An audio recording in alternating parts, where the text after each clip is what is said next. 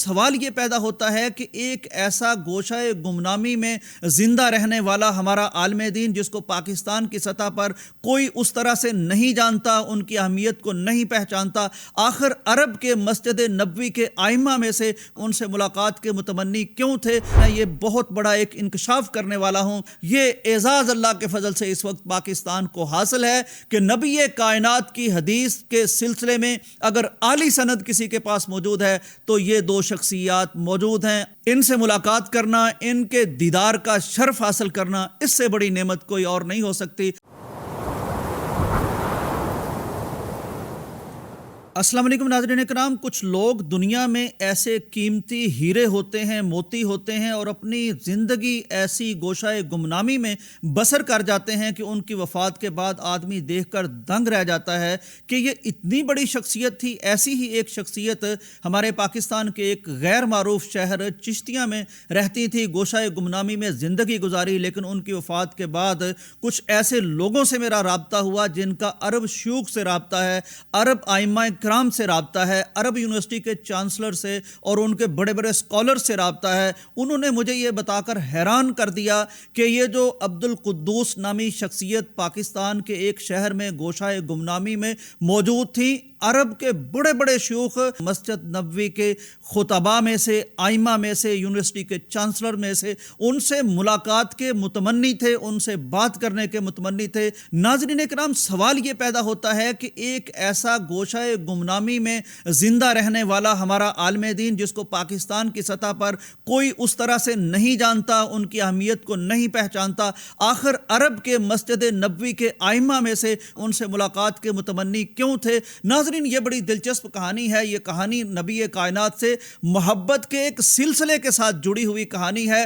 نبی علیہ السلام نے جو حدیث بیان فرمائی ہے ناظرین کرام، وہ صحابہ نے ہمیں بیان فرمائی، صحابہ سے تابعین نے، تبع تابعین نے، پھر یہ ایک چین چلتی رہی، علماء کرام اس میں آتے رہے، شیوخ الحدیث آتے رہے، چنانچہ آج ہمیں جب کوئی حدیث بیان کرتا ہے تو وہ اپنے سے لے کر اپنے اساتذہ کا نام لیتے لیتے نبی کائنات تک ہر شخص کا نام بیان کر دیتا ہے۔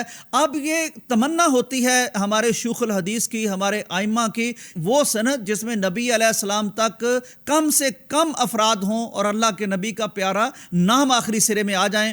تو اس عالی سند میں اگر کسی کو امتیاز، کسی کو تفوق، اہلیت اور حیثیت حاصل تھی تو وہ یہ مولانا عبد القدوس صاحب تھے۔ عرب شیوخ باوجود اپنے جلالت علمی کے، باوجود اپنے عظیم الشان منصب کے، باوجود مسجد نبوی کے مصلی حرم پر کھڑے ہونے، ممبر حرم پر کھڑے ہونے کے، ان کی نبی علیہ السلام سے محبت کی یہ ایک ادا تھی، خوبصورت ادا تھی کہ ہمارا نبی علیہ السلام کے ساتھ جب نام درجہ بدرجہ جڑے تو اس میں کم سے کم لوگ آئیں، چنانچہ اس لیے وہ ان سے ملنا چاہتے تھے۔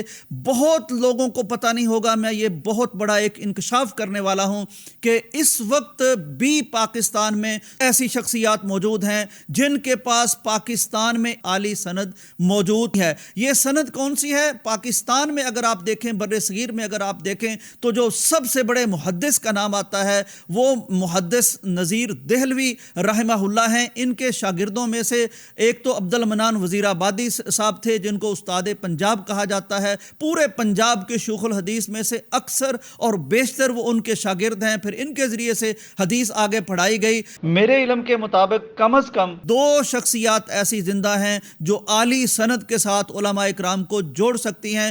ان میں سے ایک میرے محسن، میرے مربی، میرے گاؤں کے استاد، بہت سالے بڑے متدین اللہ کے ولی حافظ عبد الستار صاحب ہیں جو ڈاکٹر عبد الرشید اظہر رحمہ اللہ کے برادر اکبر ہیں۔ انہوں نے بھی مولانا شرف الدین دہلوی صاحب سے پڑھا ہے۔ پاکستان میں اگر ایک اور ایسی شخصیت ہیں تو وہ محمد بن عبداللہ شجاع آبادی ہیں۔ انہوں نے بھی مولانا شرف الدین دہلوی صاحب سے پڑھا ہے۔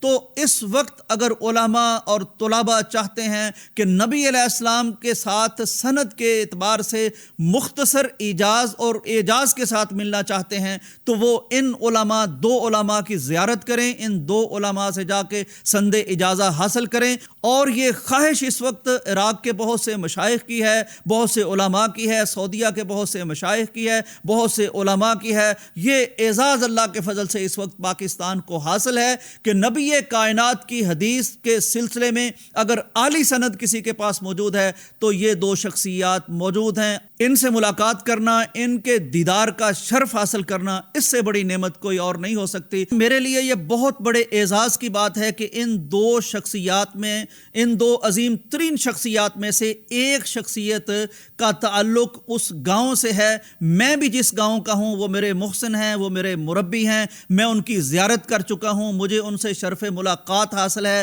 مجھے ان سے شرف تعلق حاصل ہے، مجھے ان کی دعائیں حاصل ہیں. اللہ تعالیٰ انہیں زندگی عطا فرمائے، ایمان والی لمبی زندگی عطا فرمائے. سینکڑوں ان کے شاگرد ہیں، بڑے صالح، متقی، نیک اور اللہ کے ولی آدمی ہیں. ساری زندگی قرآن پڑھاتے ہوئے گزار دی ہے. آج بھی قرآن کے ساتھ ان کا تعلق مثالی ہے. اللہ سے دعا کرتے ہیں کہ اللہ تبارک و تعالی ہمیں ان بزرگوں کی زیارت کرنے کی توفیق عطا فرمائے اور نبی علیہ السلام کی محبت ہمارے دلوں میں جاگزین فرمائے، اور اللہ تعالی ہمیں حدیث کے ساتھ جڑنے والا بنائے. حدیث ہماری زندگی ہو، حدیث ہماری موت ہو، اور حدیث والوں کا ساتھ ہمیں حشر کے روز حاصل ہو. اجازت دیجیے، اللہ حافظ.